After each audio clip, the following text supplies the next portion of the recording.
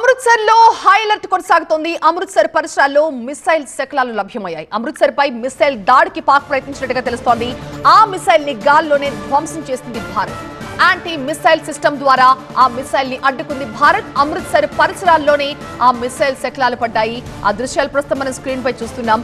అమృత్సర్ పరిసరాల్లో ఉన్న కొన్ని పొలాల్లో ఈ మిసైల్ శకలాలు పట్టడంతో స్థానిక రైతులు అధికారులకి సమాచారం అందించారు. అధికారులు అక్కడికి చేరుకుని ఆ మిసైల్ శకలాలను ల్యాబ్ కి తరలించారు. ఫోరెన్సిక్ నిపుణులు కూడా ఆ ప్రాంతంలో పరిశీలించినట్టుగా తెలుస్తోంది. యాంటీ మిసైల్ సిస్టమ్ ద్వారా ఈ మిసైల్ ని గాలిలో ఉండగానే పేల్చేసినట్టుగా తెలుస్తోంది.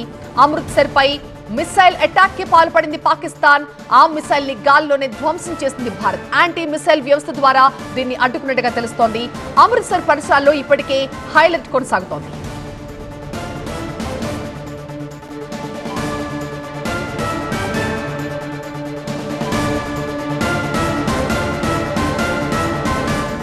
మరోవైపు పూంచ్ లో సైతం ఇలాగే షెల్స్ తో పాకిస్తాన్ విరుచుకుపడింది. అక్కడ కూడా ఆ షెల్స్ తాలూకా శకలాలు మనం చూడొచ్చు. ఇటుపక్క అమృత్సర్ లో కూడా క్షిపణి శకలాలు మనకు కనిపిస్తూ ఉన్నాయి.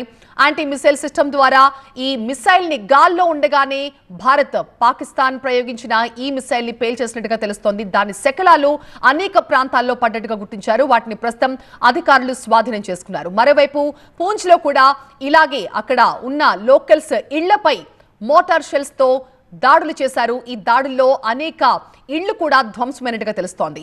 ఆపరేషన్ సింధూర్ తర్వాత పాకిస్తాన్ వరుసగా ఎల్ఓసి వెంబడి అలాగే మరికొన్ని ప్రాంతాల్లో పాకిస్తాన్ తో బోర్డర్ షేర్ చేసుకుంటున్న భారత్ కి సంబంధించిన రాష్ట్రాల్లో ఇలాంటి దాడులకు ప్రయత్నాలు చేస్తోంది. అయితే భారత్ దీన్ని అంతే సమర్థవంతంగా తిప్పికొడుతోంది. అమృత్సర్ లో ఆ క్షిపణి శకలాలని అధికారులు పరిశీలిస్తున్న దృశ్యాలు ప్రస్తుతం మనం చూస్తూ ఉన్నాం.